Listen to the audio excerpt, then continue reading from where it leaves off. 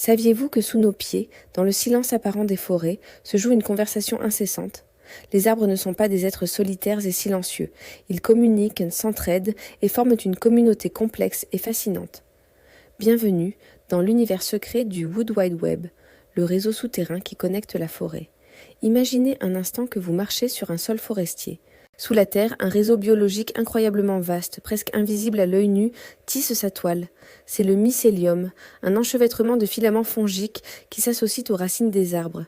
Cette symbiose, appelée mycorhize, est bien plus qu'une simple connexion. C'est une véritable autoroute de l'information et des ressources. Grâce à ce réseau, les arbres peuvent s'échanger des éléments vitaux.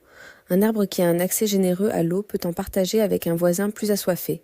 Un autre, baigné de soleil, peut envoyer des sucres, de l'énergie à un jeune arbre qui peine à grandir dans l'ombre.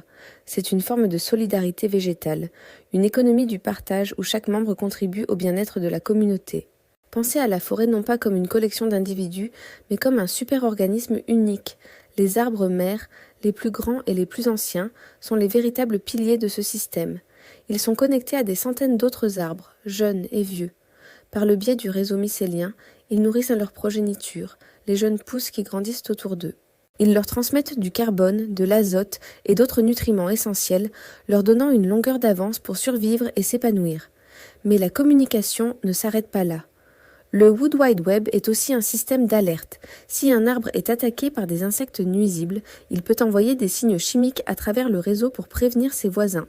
Alertés, les arbres avoisinants peuvent alors activer leur propre défense, par exemple en produisant des substances pour repousser les insectes ou rendre leurs feuilles moins appétantes. C'est une stratégie de défense collective, une preuve d'intelligence partagée. Cette collaboration va parfois jusqu'au sacrifice. Un arbre vieillissant, sentant sa fin approcher, peut mobiliser ses dernières ressources et les envoyer massivement vers les plus jeunes plants alentour. C'est un dernier don, un transfert d'héritage qui assure la pérennité de la forêt. L'arbre ne meurt pas seul, il transmet sa force à la génération suivante, devenant le terreau fertile de l'avenir. Cette découverte fascinante change radicalement notre regard sur la nature. La compétition pour la lumière et l'espace, la fameuse loi de la jungle, n'est qu'une partie de l'histoire. Sous terre, c'est un monde de coopération, d'entraide et de communication qui prédomine. Les arbres ne se contentent pas de coexister. Ils collaborent activement pour créer un écosystème résilient et prospère. En comprenant cela, on ne peut plus regarder une forêt de la même manière. Chaque arbre est un nœud dans un réseau social complexe. Chaque promenade devient une occasion de méditer sur cette intelligence collective qui nous entoure et nous dépasse. Cela nous invite à plus d'humilité et de respect pour le vivant. Nous ne sommes qu'une petite partie d'un monde interconnecté, plein de mystères et de sagesse ancestrale. Alors, la prochaine fois que vous vous promènerez en forêt, prenez un moment pour écouter. Pas seulement avec vos oreilles, mais avec tout votre être. Écoutez le silence vibrant. Imaginez la vie qui foisonne sous la surface, les conversations qui se déroulent juste sous vos pas.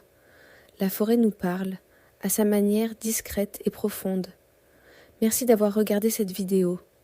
Si vous êtes fasciné, comme nous, par les mystères du vivant et que vous appréciez les documentaires calmes à la voix douce, n'hésitez pas à vous abonner pour explorer d'autres secrets que la nature a à nous offrir.